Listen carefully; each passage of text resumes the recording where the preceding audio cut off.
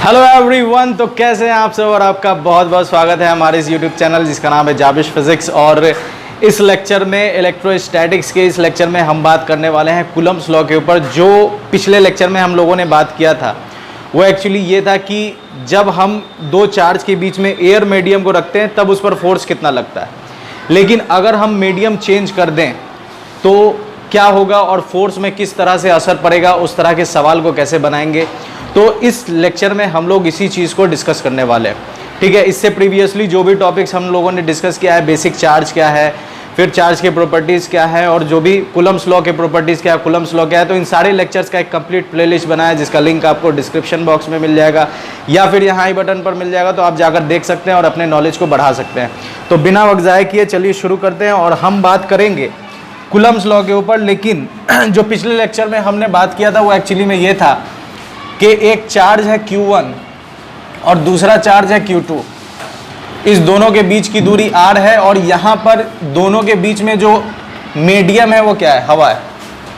अब जब हवा है तो फोर्स कितना लगेगा, तो force in air K Q1 Q2 by R square. और K की वैल्यू क्या होगी, तो K की वैल्यू होगी 1/4 pi epsilon naught Q1 Q2 by R square. तो F एयर, और यहाँ पर हमने ये भी पिछले लेक्चर में बात कर लिया था कि एप्सिलॉन नॉट क्या है। तो एप्सिलॉन नॉट परमिटिविटी है। परमिटिविटी मतलब हवा कितने इलेक्ट्रिक इफेक्ट को अलाउ करेगा और कितना ब्लॉक करेगा। तो यहाँ तक हमने पढ़ लिया था। अब इस लेक्चर में हम बात करेंगे कि मान लीजिए ये Q1 है और ये Q2 है और हवा के बजाय कोई और मीडियम है, ठीक है। अब यहाँ पर जो फोर्स लगेगा वो कितना होगा, तो कूलम्ब्स लॉ जब हम इसके लिए लगाएंगे तो वो हो जाएगा F बराबर K Q1 Q2 by R square. देखने में सेम है लेकिन जब हम K का वैल्यू डालेंगे तो वो हो जाएगा 1/4 पाई एप्सिलॉन और Q1 Q2 by R square. अब दोनों में फ़र्क है। पिछले लेक्चर में मैंने बताया था कि 1/4 पाई एप्सिलॉन नॉट की वैल्यू 9 गुने 10 का पावर 9 किस सिस्टम में, तो SI सिस्टम में। और अगर इसी वैल्यू को हम CGS में डालेंगे तो इसी का वैल्यू हो जाएगा 1/4 पाई एप्सिलॉन नॉट बराबर 1 हो जाएगा किस सिस्टम में, CGS सिस्टम में। यहाँ तक समझ चुके थे। लेकिन अब इसकी वैल्यू क्या डालेंगे जो ये सॉल्व होगा। यहाँ पर एक मुद्दा है कि यहाँ एप्सिलॉन का क्या वैल्यू डाला जाए, और यहाँ तो आपको ये भी मालूम है कि 1/4 पाई एप्सिलॉन नॉट, तो आपने ये भी पढ़ा था कि एप्सिलॉन नॉट का वैल्यू कितना होता है 8.85 इंटू 10⁻⁻12। तो 1/4 पाई एप्सिलॉन नॉट, तो 4 पाई का वैल्यू 3.14 और एप्सिलॉन नॉट डालिएगा तो इतना आ जाएगा। लेकिन यहाँ एप्सिलॉन है तो अब क्या करेंगे, तो इसके लिए हम लोग एक टर्म समझेंगे जिसको कहते हैं रिलेटिव परमिटिविटी। ठीक है, क्या कहते हैं इसको, रिलेटिव परमिटिविटी। इसको दिखाते हैं हम लोग एप्सिलॉन आर या फिर K से। ठीक है, एप्सिलॉन और K से दिखाते हैं क्या है ये, कैसे निकलेगा। तो सेम, इसमें कोई रॉकेट साइंस नहीं है। मान लीजिए यहाँ पर एक चार्ज है Q1 और चार्ज है Q2 और इसके बीच में हवा है, दोनों के बीच की दूरी r है। तो फोर्स हम कैसे लिखेंगे, फोर्स इन एयर, तो हो जाएगा 1/4 pi epsilon naught Q1 Q2 by R square. Same charge हम लेते हैं, दूरी भी सेम है, लेकिन अब हम कोई मीडियम ले लेते हैं। तो अब फोर्स इन मीडियम कितना हो जाएगा, तो 1/4 pi epsilon Q1 Q2 by R square. ठीक है, अब क्या करना है, तो आपको इस हवा वाले से, मतलब इसको मान लीजिए इक्वेशन 1 और इसको मान लीजिए इक्वेशन 2, और 1 को डिवाइड दे दीजिए कितना से, 2 से। ठीक है, 1 को जब आप 2 से डिवाइड देंगे तो क्या मिलेगा आपको, तो F air by F medium. तो ध्यान से देखिए F एयर क्या है, 1/4 pi epsilon naught Q1 Q2 by R square, और डिवाइड में है तो जब आप डिवाइड में मल्टीप्लाई डालिएगा तो रेसिप्रोकल हो जाएगा, तो हो जाएगा 4 pi epsilon R square by Q1 Q2। अब ध्यान से देखिए डिचिक होगा, Q1 Q2 से Q1 Q2 डिचिक, 4 पाई से 4 पाई डिचिक, आर स्क्वायर से डिचिक डिचिक, तो क्या बच गया, F air by F medium epsilon by epsilon naught. और इसी रेशियो को हम लोग एप्सिलॉन आर या फिर के बोलते हैं। यही आपका डाइलेक्ट्रिक कांस्टेंट है। और याद रखिए जैसे जैसे लेक्चर आगे बढ़ता चला जाएगा तो इस सीरीज में रेशियोज बढ़ते चले जाएंगे। मतलब अभी फोर्स का रेशियो है, कुछ लेक्चर बाद इलेक्ट्रिक फील्ड आ जाएगा, फिर उसके कुछ लेक्चर बाद कैपेसिटर आ जाएगा। तो इस तरह से ये इतना सेम रहेगा। इसमें electric field in air by electric field in medium बराबर ये, फिर उसके बाद capacitance in medium by capacitance in air बराबर ये। तो ये बढ़ता चला जाएगा, ठीक है। अब इसकी वैल्यू क्या डालें जो ये सॉल्व हो जाए, तो उससे हमें मदद मिलने वाला है। कैसे मदद मिलने वाला है, ये पिछले लेक्चर में हमने पढ़ा था, तो इसको मिटा देते हैं, इसकी कोई ज़रूरत नहीं है।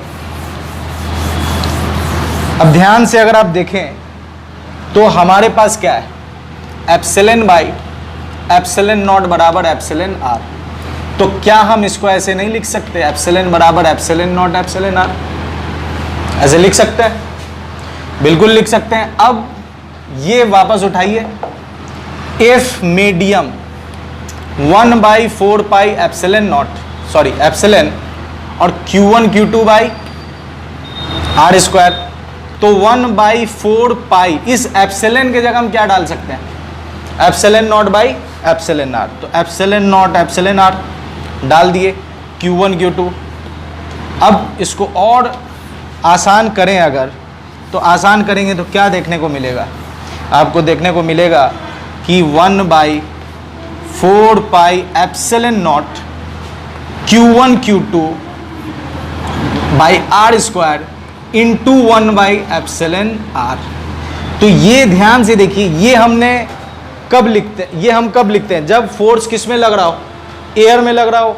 वहाँ इक्वेशन 1 आप देख सकते हैं, 1/4 pi epsilon naught Q1 Q2 by R square. वो कब लगाएंगे, जब एयर में होगा। इसका मतलब एफ एयर, इस पूरे के जगह हमने लिख दिया F air by epsilon R, और ये क्या है, एफ मीडियम। मतलब कि जब भी आपको कुछ ऐसा सवाल दे कि चार्ज रखा हुआ है किसी भी मीडियम में, तो साथ में याद रखिए वो आपको ये भी वैल्यू देगा, एप्सिलॉन आर की भी वैल्यू देगा। और फिर आपसे पूछेगा कि बताइए उस मीडियम में फोर्स कितना लग रहा है। तो आपको क्या करना है, उस एप्सिलॉन आर के आपको हवा वाला वैल्यू डालना, ये हवा में जो फोर्स लग रहा है उसको निकाल लीजिए, और उसको निकालने के बाद किससे डिवाइड दे दीजिए, उस डाइलेक्ट्रिक कांस्टेंट से। तो आपको एक मीडियम में कितना फोर्स लग रहा है ये मालूम हो जाएगा। तो पहले आप इतना का स्क्रीनशॉट लीजिए, फिर मैं आपको बताता हूँ एक क्वेश्चन सॉल्व करके, तो और कंसेप्ट आपका क्लियर हो जाएगा। फटाक से इसका स्क्रीनशॉट ले लीजिए। चार्ज इज ओहो 40 सेंटीमीटर। चलिए तो एक क्वेश्चन हम लोग सॉल्व कर लेते हैं, ताकि जो हम लोगों ने अभी पढ़ा वो अच्छे से समझ में आ जाए कि यूज़ कैसे करना है। तो एक क्वेश्चन है कि फोर्स आपको निकालना है दो चार्ज के बीच में, और दोनों चार्ज कितना है, 20 माइक्रो कूलम। आपको पता होगा माइक्रो का वैल्यू होता है 10⁻⁻⁶, मिली का वैल्यू होता है 10⁻⁻3। ये सब डेटा है जो आपको काम देगा न्यूमेरिकल बनाने, ठीक है। नैनो 10⁻⁹। ठीक है, तो माइक्रो कूलम है जो कि एक मीडियम में रखा हुआ है, और साथ में उसके क्या दे रहा है, रिलेटिव परमिटिविटी वो कितना है, तो 4 है, रिलेटिव परमिटिविटी 4 है। The distance between the two charges 40 centimetre आपको बताना है फोर्स। तो देखिए मीडियम में पूछ रहा है, लेकिन साथ में क्या दे रहा है आपको, रिलेटिव परमिटिविटी। तो कैसे काम करेंगे, तो सबसे पहले जो जो चीज़ दे रहा है उसको लिख लीजिए। गिवन क्या क्या है, तो गिवन है सबसे पहले Q1 बराबर Q2 बराबर 20 माइक्रो, बोले तो 10⁻⁻⁶, ठीक है। उसके बाद मीडियम इन परमिटिविटी मतलब एप्सिलॉन आर का वैल्यू कितना दे रहा है, 4, और डिस्टेंस कितना दे रहा है, मतलब डिस्टेंस दे रहा है 40 सेंटीमीटर। तो इसको मीटर में चेंज करेंगे तो 10⁻⁻2, 100 से भाग देंगे तो ये आ जाएगा मीटर में। अब आप वैल्यू पुट कर दीजिए, कोई इसमें रॉकेट साइंस नहीं, एकदम हलवा चीज़ है। F in medium 1/4 pi epsilon Q1 Q2 by R square, यही फॉर्मूला है। लेकिन हमने अभी जस्ट पढ़ा एप्सिलॉन की जगह क्या पुट कर देना है आपको, एप्सिलॉन नॉट और epsilon R Q1 Q2 by R square. अब इसमें क्या है, खाली कैलकुलेशन है। 1/4 पाई एप्सिलॉन नॉट की वैल्यू आपने पढ़ा है 9 × 10⁻⁹, ठीक है। नीचे में बच रहा है क्या, एप्सिलॉन आर। एप्सिलॉन आर की वैल्यू कितनी है, 4, ठीक है। और Q1 Q2 कितना है, 20 माइक्रो कूलम, मतलब 20, और माइक्रो मतलब 10 का पावर माइनस 6, तो 20 गुने 20 और 10 का पावर माइनस 6 गुने 10 का पावर माइनस 6 बाई आर कितना है, तो आर हमने यहाँ मीटर में चेंज कर लिया। इसका स्क्वायर करना है तो 40 गुने 40 और 10 का पावर माइनस 2 इंटू 10 का पावर माइनस 2। अब बस डिच्चिक कर दीजिए, आ जाएगा। तो कौन कौन कटने वाला है, 4 से गया 20 5 बार में, उसके बाद 1 0 से 1 0, उसके बाद 0 रहने देते हैं, उसके बाद कोई जाएगा क्या, 2 से जाएगा, ये 2 का 2, 2 दूनी 4, और कोई जाएगा नहीं जाएगा। तो मल्टीप्लाई कर दीजिए, ऊपर आ गया आपका 9 और 9 और 5, 5 9 45 45, ऊपर आ गया 5 9 45, ठीक है। नीचे कितना आ रहा है आपका, 4 दूनी 8 80, ये 80 आ गया। अब पावर का काम करते हैं, 10 का पावर 9, ठीक है, -6 -12, तो -12, फिर नीचे बच रहा है आपका, ये 80 लिख दिया मैंने, बच गया ये 10 का पावर -2 हो गया -4, नीचे आ गया 10 टू दी पावर -4। एकदम बेसिक से चल रहे हैं, कोई मैं स्टेप स्किप नहीं कर रहा हूँ ताकि आपको अच्छे से समझ में आए। अब इसमें क्या करना है, -4 ऊपर जाएगा तो 45/80, या इसको 8 कर दीजिए तो 9 12 कितना होगा, -3, और ये -4 ऊपर जाएगा, और -4 ऊपर जाएगा तो क्या हो जाएगा, +4। और ध्यान दीजिए ये 80 में से मैंने 10 निकाल लिया है, ये 10 यहाँ 10, तो ये 10 भी ऊपर जाएगा तो क्या हो जाएगा, -1। इस 10 को ऊपर ले जाएंगे तो क्या हो जाएगा, -1। तो कितना आ गया, 45/8 गुने कितना हो जाएगा, 10 का पावर, ये तो कट जाएगा, 10 का पावर कितना आ जाएगा, 0। तो 45/8 कितना हो गया, 8 चौके, इतना पे भी छोड़ दो या डेसिमल में चेंज कर दो, इतना न्यूटन फोर्स लगेगा। बात समझ में आ रही किस तरह से बना, जो है आपको वैल्यू पुट करना है। एप्सिलॉन होगा तो epsilon naught epsilon R, epsilon R आपको गिवन होगा क्वेश्चन में, और इतना का वैल्यू 9 गुने 10 का पावर 9, एप्सिलॉन आर की वैल्यू डाल दिए, Q1 Q2 आर स्क्वायर डालना, उसके बाद मैथ्स है, कोई फिजिक्स नहीं। तो फटाक से इसको नोट कीजिए, 1 2 क्वेश्चन और हम लोग हल्का हल्का बस कूलम्स लॉ पर देख लेते हैं, फिर उसके बाद रिलेट करेंगे कूलम्स लॉ को अलग अलग टॉपिक से। तो पहले स्क्रीनशॉट ले लीजिए। तो फिर से हमारे सामने 3 सवाल है बोर्ड पर जो कूलम्स लॉ से रिलेटेड है। तो पहला सवाल, फोर्स निकालना है 2 चार्ज के बीच में, दोनों के बीच की दूरी कितनी है, 50 सेंटीमीटर, और हवा में है तो कितना है, 40 न्यूटन। क्या फोर्स होगा जब उसकी दूरी 25 हो जाएगी, मतलब 50 का आधा। ध्यान से देखिए, 50 का आधा। तो ये एकदम सवाल है लल्लू सा एकदम, इसको आप इजीली सॉल्व कर सकते हैं इस क्वेश्चन को, ठीक है। इसका नंबरिंग दे दें ताकि आपको आसानी हो। क्वेश्चन 1 2 और ये है 3, ठीक है। तो क्वेश्चन 1 का सॉल्यूशन यहाँ पर हम कर रहे हैं। क्या क्या दिए हुआ है, 2 चार्ज है और चार्ज का वैल्यू नहीं दिए हुआ है, तो कोई दिक्कत नहीं है। लेट चार्ज मान लेते हैं Q1 और Q2 है, कोई दिक्कत नहीं है। 50 सेंटीमीटर है तो इस दूरी को हम लोग क्या मान लेते हैं, डिस्टेंस 50 सेंटीमीटर। फोर्स कितना, 40 न्यूटन। तो इस केस में फोर्स जब आप लिखिएगा तो क्या लिखिएगा, K Q1 Q2 by R square. Force कितना है, और यही फोर्स कितना है, 40 न्यूटन। इसमें कोई दिक्कत नहीं, आराम से लिख दिया, A बराबर K Q1 Q2 by R square. अब क्या कह रहा है कि 25 सेंटीमीटर होगा तब क्या फोर्स होगा। तो अब नए फोर्स को let new force be F dash. तो नया डिस्टेंस है आर डैश जो कि 25 है, 25 सेंटीमीटर। और ध्यान से देखिए तो ये आर का आधा है, मतलब बोले तो 50/2। क्या ये बात आपके समझ में आ रही है। नए फोर्स को हमने क्या मान लिया, एफ डैश, और नई दूरी को आर डैश मान लिया जो कि 25 है। तो अगर हम इसको पुराने वाले से रिलेट करें तो वो आर का आधा है, 50 का आधा है। तो इसके लिए हम फोर्स लिखेंगे एफ डैश, तो क्या लिखेंगे K Q1 Q2 by R dash का होल स्क्वायर। कैसे लिख सकते हैं? बिल्कुल लिख सकते हैं। अब आर डैश का वैल्यू पुट कर दीजिए। आर डैश का वैल्यू क्या है? R by 2। तो K Q1 Q2 by R dash का वैल्यू क्या डालेंगे? आर बाई 2 का होल स्क्वायर। तो ये मिलेगा हमको के Q1 Q2 by R square into 4। बात समझ में आ रही? अब K Q1 Q2 by R square का वैल्यू कितना है? 40 डाल दीजिए। 40 गुने 4 कट रहा है क्या? इस 4 को इधर लिख देते हैं क्योंकि कट रहा है। 4 को इधर लिख दिया मैंने, तो 4 गुने 40 तो कितना हो गया ये?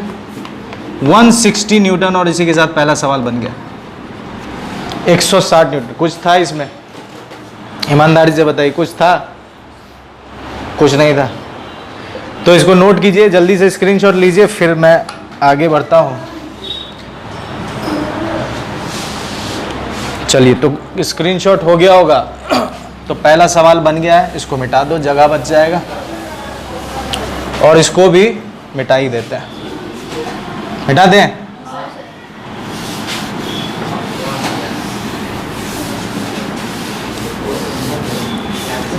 चलिए, अब बात करते हैं question number 2। Question number 2, question number 2। आइए देखते हैं क्वेश्चन नंबर 2 क्या कह रहा है। क्वेश्चन नंबर 2 है कि the force between 2 point charges in air is 100 Newton. ठीक है, और उसका फोर्स क्या होगा अगर हम डिस्टेंस को 50% इंक्रीज कर दे? तो फिर से वही सवाल है, इसमें कोई रॉकेट साइंस नहीं है। चार्ज मान लीजिए Q1 यहाँ है, Q2 यहाँ है, दोनों के बीच की दूरी R है। इस कंडीशन में फोर्स कितना है? तो K Q1 Q2 by R square. सब चीज हवा में है, इसलिए कोई मीडियम का तो लफड़ा नहीं है, के ही लेके चल रहे हैं। फोर्स के Q1 Q2 by R square कितना है? 100 न्यूटन। 100 न्यूटन लिख दिए। कहता है अब दूरी 50% इंक्रीज कर दिया गया। तो आपने 8वां क्लास में प्रॉफिट लॉस बनाया होगा, वही चीज है। न्यू डिस्टेंस क्या ले सकते हैं हम लोग? New distance is R dash. इसको मान लेते हैं कि न्यू डिस्टेंस आर डैश है। तो according to question new distance क्या हो जाएगा? आर डैश बराबर हो जाएगा आर प्लस कितना परसेंट इंक्रीज किया? 50% ऑफ आर। क्या था इसमें? अब इसको सॉल्व कीजिए। इसको सॉल्व करेंगे तो आर डैश बराबर आ जाएगा, यहां पर लिख रहे हैं आर प्लस 50/100 इंटू किसका? आर का। तो ये हो गया 5/2, मतलब 1/2। तो कितना हो गया ये? 3r/2।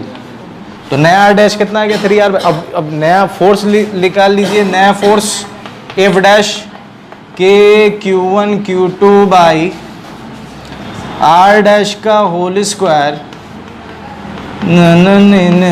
आर डैश क्या हो जाएगा? 3r/2 का होल स्क्वायर। तो हो जाएगा के Q1 Q2 और ये हो जाएगा आर स्क्वायर इंटू इसका रेसिप्रोकल 4/3। तो कितना हो गया? के Q1 Q2 by R square कितना है?